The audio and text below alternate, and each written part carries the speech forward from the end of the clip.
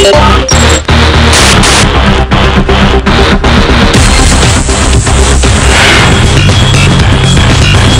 bawat pag-ukit ng kanyang mga kamay, isang sining ang nalilikha.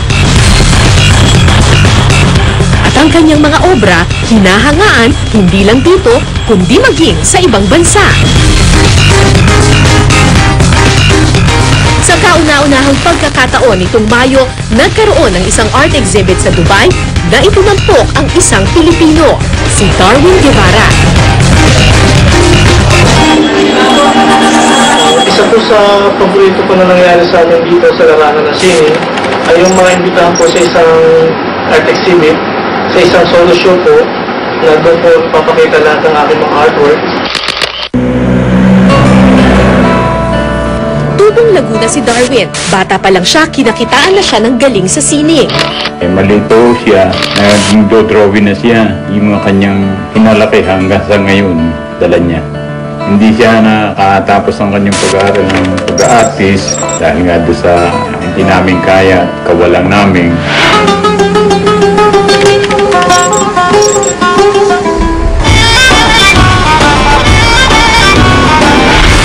Taong 2004 nang tumulak papuntang Dubai si Darwin para maghanap ng magandang kapalaran. Ang trabaho ko, visual advertising company, kung ito yung gumagawa sa mga amusement park, halimbawa mga dinosaur. Pero kahit nasa dayuhang bayan, ang tawag ng pagiging solo artist ang hindi matalikuran ni Darwin. Kaya naman kahit madalas pagod siya sa trabaho, lumilikha pa rin siya ng mga obra.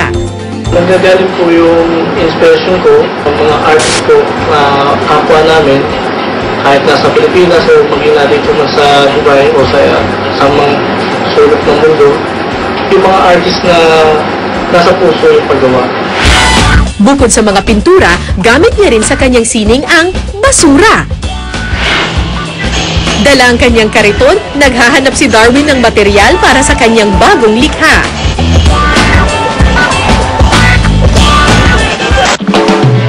At sa mga scrap materials, lumilikha siya ng obra. Sa gitna ng kanyang trabaho, nasisingit pa ni Darwin ang pagsali sa mga art competition. Ang painting na ito na ginamitan ng mga tubo, kinilala sa Dubai. Kalaban ang mga dayuhan, sa kauna-unahang pagkakataon, isang Pilipino ang nakasungkit ng grand prize sa prestigyosong art exhibit contest sa Dubai. Nung bata pa lang ako, may mga kasabihan na yan na huwag kang papasok sa larangan ng art kasi wala daw pera doon, wala daw trabaho, lagi daw mahirap yung mga artist. Kaya nung sinabi sa akin na yung interviewin ko ay isang OFW na naging successful bilang isang artist sa Dubai, sabi ko, magaling tong taong to. Kasi dito sa Pilipinas, hirap na hirap yung mga artist na makilala sila. What more na pumunta ka sa ibang bansa na hindi masyadong mataas yung pagtingin sa mga Pilipino, tapos magsha-shine ka doon. Bukod kay Darwin, ang kanyang asawa at anak, mga artist din pala. Ang huling ang ibininta ng kanyang anak, binili ng isang Arabiano. Nahilig po kami sa art. Una, dahil kami mag-asawa, nagkakilala po kami sa isang art exhibit. Nakikita po nila kasi sa amin yung mga ginagawa namin.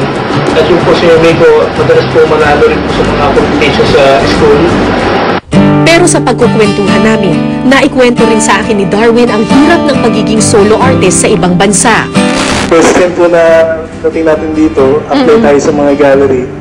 Ang una, hindi po nila inaalaw ang Asian artist, especially po daw yung Filipino. Bakit daw? Ating kasi lang, kaya ang na-expect po nila kasi nagtatanim po daw ng palay, ang painting, yung mga landscape, yung iba ayaw ng ganun ng gallery. Darwin, paano mo gustong makilala ng mga taga-Dubai o ng buong mundo ang Filipino artist? Sana gawin nila pantay-pantay at makilala yung Pilipino na mayroong space sa lahat ng bagay. Sa kabila ng diskriminasyong nararanasan, patuloy pa rin ang pamilya Guevara na ibahagi ang kanilang sining. Dahil natanggal rin sa trabaho nitong June si Darwin, wala ngayong inaasahan ng pamilya, kundi ang maliit na kita sa pa-sideline-sideline bilang artist. Sa ngayon, naghahanap pa ng trabaho ang mag-asawa sa Dubai. Habang ang kanilang mga obra na hanggang ngayon nakadisplay sa isang gallery sa Dubai, patuloy na nagbibigay parangal sa ating bansa. Edukasyon ang pundasyon ng tagumpay ng isang bansa. Kailangan natin ng magagaling na teachers. Sana po bigyan pa ng suporta ang ating mga guro nang hindi na sila mapilitan pang mga ibang bansa. At kung katulad po kayo ng pamilya Guevara na meron din pong talento, huwag po kayong matakot na ipakita ito. Malay ninyo, ito ang magbigay sa inyo ng biyaya. Kung meron po kayong naisikwento, maaari po kayong sumulat sa amin sa OFW Diaries, GMA Network Center, EDSA, Corner Timog Avenue, Diliman, Quezon City. Pwede rin po kayong mag-email sa ofwdiaries@gmanetwork.com. Hanggang sa susunod po na Biyernes, ako po si Cara David.